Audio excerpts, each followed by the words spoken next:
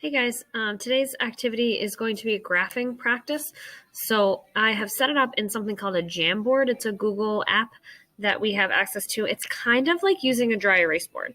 So I thought that this might be a good way to do graphing. It might not. We might decide this is terrible and it's really hard, but I thought we'd at least give it a shot. So you'll see that there is a board here. This, like I said, is called Jamboard. I'm going to move myself out of the way, okay? Jamboard, and it's kind of like a dry erase board. And there are actually 4 different slides here. 1, 2, 3, 4. If you click here on this arrow, it will actually show you all 4, okay? So what you're going to do, you can click the arrow here again to close it back up, is semi-simple. It's a little tricky, but it's semi-simple. So it says to label the x-axis temperature. So, for example, I already know that the x-axis is this one down here. Hopefully you know that. So I'm going to create a text box. When I create that text box, up here I can do a couple of different styles of font. I would just start with normal. They just get bigger and smaller. It's not that fancy, but and then if you want, again, you can change the color. There's not a ton of capabilities in Jamboard, but you don't really need to change the color if you don't want to, so it doesn't really matter. We're going to leave it black. So then if I click down here, it puts this box in, and now I can type in this box, and it said, label the x-axis temperature. And so see how I can drag it to make it bigger, first of all. You double click inside it. And don't worry about the little degree symbol. We won't worry about that. You can just put Celsius. Make sure you put Celsius, though. And you can scooch it down below. Ooh, that looks pretty good, right? Okay, so then the next step says label the y-axis breathing rate per minute. So here's where it gets a little tricky. You're going to do the same thing, text box. You're going to put it over here, right? But now it's going to write onto here. So what I would do is first make it big. Say breathing rate per minute. And the cool thing here is this top left corner is going to let you rotate that. Ooh, pretty cool, right? And then you click and just drag it over. And there we go. We have our lab set up, or we have our graph set up. Not too shabby, right? So this so far, not so hard. Then you have to figure out, construct a scale on the x-axis. This might be where it gets a little hairy, but we're going to try it and see how we do. So what I would do when I'm doing a scale, you have a couple of other different options over here, and my video recorder is getting in the way. So hide cursor, highlight. Oh, I want to highlight clicks. I think I'm already doing that. Okay. So what I would do is we have temperature. Your temperature is going to go from the lowest to the highest. You want to stretch your scale as far as you possibly can. So our lowest is 10 and our highest is 27. So we might just say we're going to go from 0 to 30. That's what I would do. Then I would count the lines. 1, 2, 3, 4, 5, 6, 7, 8, 9, 10, 11, 12, 13, 14, 15, which is lovely because it's exactly half of 30. Beautiful. So then I would take my little writing tool. I have a pen up here. There's a couple different types. So you can do a pen, a marker, a highlighter, or a brush. I think we have to probably stick with pen or marker here, but you can play around with it a little bit and see what works. I also think for this, I might ask that you change the color slightly, just so that you can see it. Okay, so instead of labeling every single line, I'm going to count by 2s every line, but I'm going to kind of keep one of them empty. So I'm going to say this one's going to be 2, this one's 4, 6, 8, 10, 12. That one's going to be a little tricky. 14, 16, 18, 20. Oh, that's a little off, sorry. 22, 24, 26, 28, and 30. Okay, again, these little lines are like extending the grid line so that you know exactly what line your number is going to be on. They don't have to be perfect. If you really don't like it, like this one, I really don't like. So I'm going to erase it. This is your erase tool here. Anything you want to use, you just hover over it. If you need to get back to your just arrow, you can get back to that too. So I really don't love that one. So I'm going to try it again, but I don't make any promises. All right, it's not terrible. Okay, I'm going to go back to my little cursor here because I want to, if I can, scooch this down just a smidge. Just gives me a little wiggle room, okay? So then I'm going to go through, and again, this might be a little time consuming, but I think it's good practice. We want to label these little lines that I put in here. So now the box can go right here. You can make it much smaller too. For these numbers, I might say instead of normal, I might say caption because it's a little smaller, okay? And you can make it a little smaller. So this one is going to be 4. Okay, you can even go so far as to duplicate the box. And instead of, whoa, don't rotate it. It's a little hard when it's really small. You want this crosshairs thing to get it to move. You can move it over and then, nope, double click inside of it. It might be too small. There we go. Double click inside. You can make that your 6. And you can rotate it back if you want to. It doesn't really matter because once you click away from it, the box is going to go away. So look, see? So the box is going to go away. I made that 4 a little, or the 6 a little bigger than the 4. If you pull it on the diagonal, it'll make it a little bit bigger. Okay? So I think I'm actually going to duplicate that one again. And I'm going to wait for that 4-point cross thing and move it where it belongs. And then double click inside, erase the 4, and that's going to be an 8, right? 4. These are the wrong numbers. Sorry. This one should be if you mess up like that, you can always click undo and it will come back. This one should be 8, sorry. And this one, 8, 10.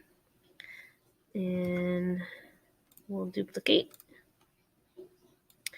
And we'll scooch it over here. And so this line will be 12. So this line is 14. And we'll duplicate.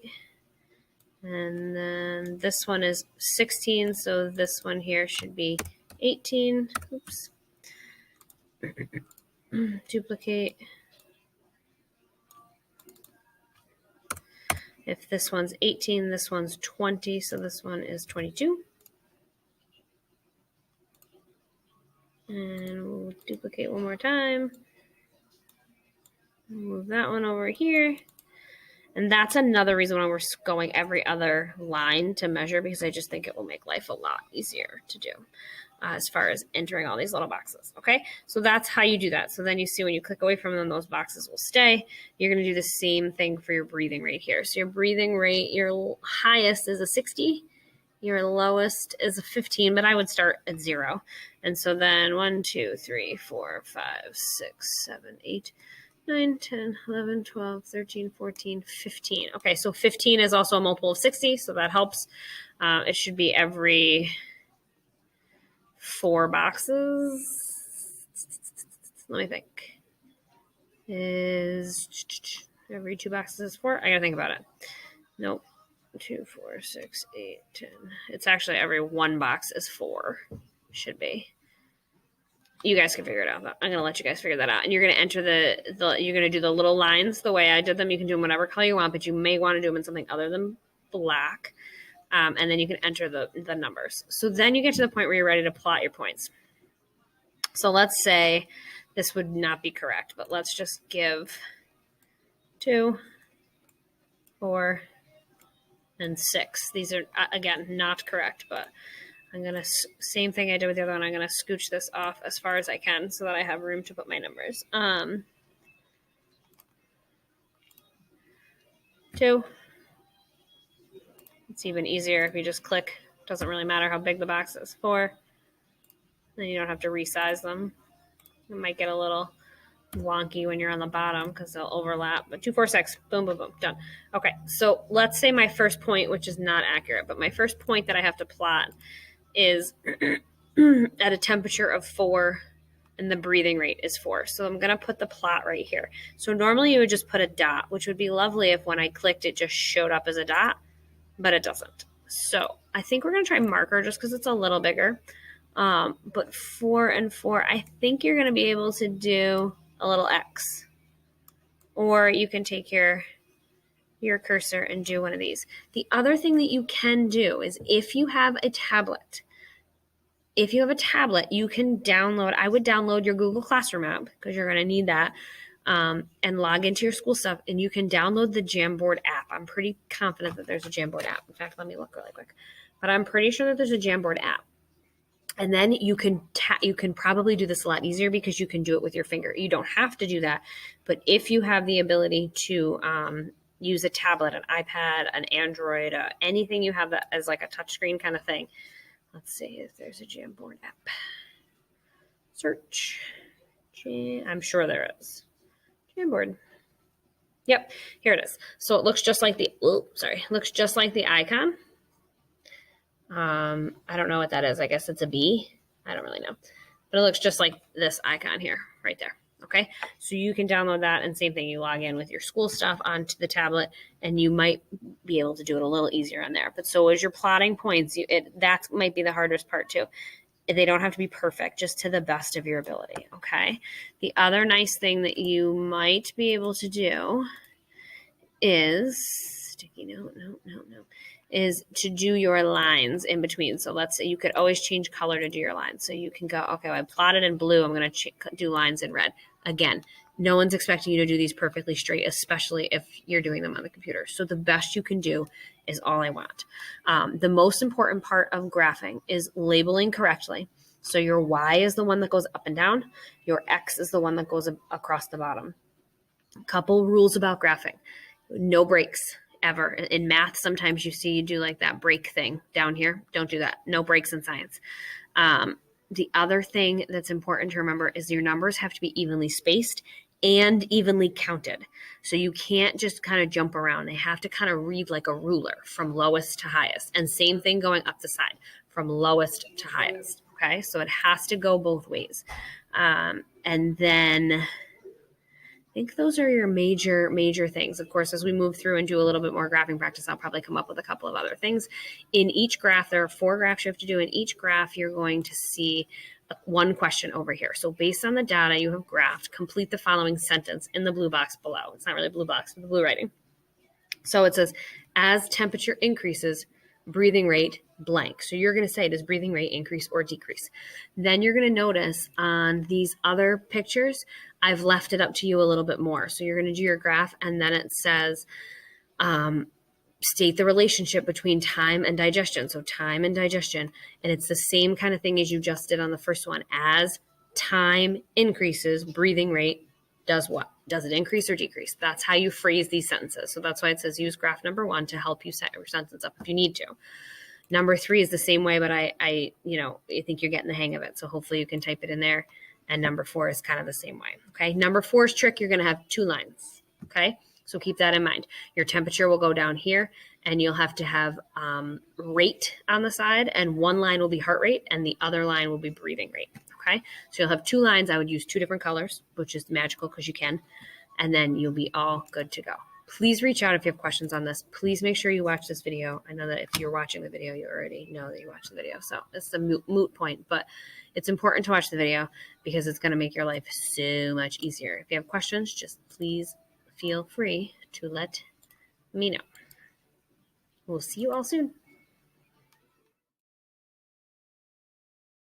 Hey guys, 2 quick things I forgot to mention in the last video, so I'm going to merge them all together. I already erased out all the stuff that I put, or almost all the stuff that I put, but just be careful when you are manipulating these things because they are deletable. So if you accidentally deleted it, you might have some issues. If you do accidentally delete something, you always have that undo option too. So as long as you catch it before you're so far from the undo, you can't undo the undo anymore. But just be careful as you're working around. All of these things here are pasted in just the same way you're going to do your stuff. So there's no way for me to really lock it in and still allow you to edit it. So just be careful as you're doing it. Okay. Good luck. Let me know if you need any help.